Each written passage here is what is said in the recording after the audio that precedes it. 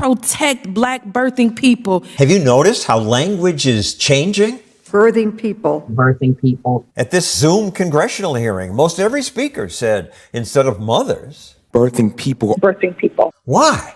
Here's President Biden's budget director. We think our language needs to be more inclusive. In the name of inclusion, activists are changing other words. Equality is now equity.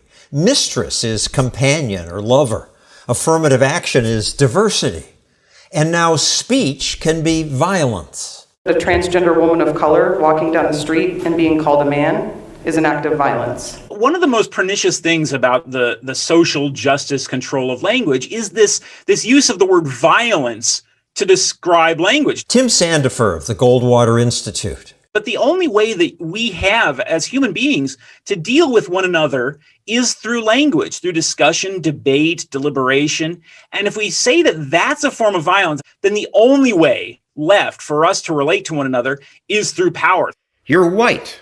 Why should anybody listen to you about this? Because what I say has or doesn't have merit on its own. One of the big problems with the social justice movement is the idea that people's mindset is controlled by their skin color. And that, although it may be called anti-racism in today's world, is just plain old-fashioned racism. Racism is another word redefined to mean many things.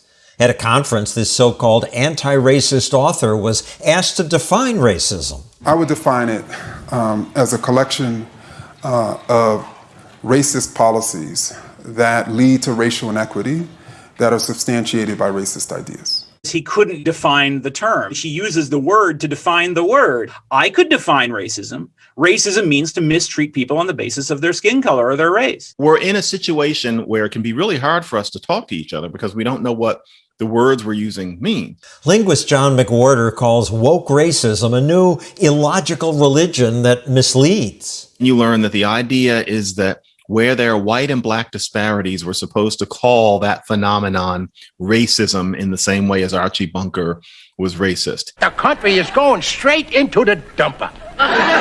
And it never fully holds together to anybody who really keeps thinking about it. My writer's room is all Latinx. I use the term Latinx because Latinx is a gender inclusive term. A Latinx is social justice manipulation of language.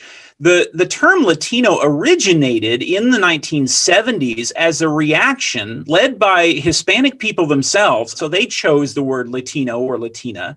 And now here's a largely white, largely middle-class movement of social justice activists coming along and telling other people, no, you can't make distinctions in gender that way. What do you mean it's largely white? I think the social justice movement in general is a largely white, upper middle class, college-educated movement. You hardly find anybody who is actually in the Hispanic community who prefers the term Latinx. It's hard to keep up with what's okay and what's newly forbidden. For 10 years, a law professor's exam on employment discrimination included the N-word printed this way. But this year, a group of black students decided that they had been injured by seeing that on paper. One of them claimed that they had heart palpitations. I had to seek counsel immediately after the exam to calm myself. The reason they're doing it is not because they're bad people. They're doing it because claiming that kind of victimhood gives them a sense of belonging, a sense of togetherness. The students demanded the professor be punished, and he was. He's been suspended from teaching, all in the name of social justice. Social justice seeks to redistribute wealth and power between groups to suit what some political authority thinks is the right outcome. That's a cheap shot. Social justice just means it's time to pay attention to the minorities who never got justice. No, that's just ordinary, old-fashioned justice. Social justice tries to take a step from that and say, no, what we're going to do is reorganize how people live their lives. We're going to take away jobs from some people and give them to other people that we prefer. We're going to silence some groups that have been heard more often. It's a beautiful thing, the destruction of words. In George Orwell's book, 1984, the characters speak this funny language called newspeak. Double plus good, eh?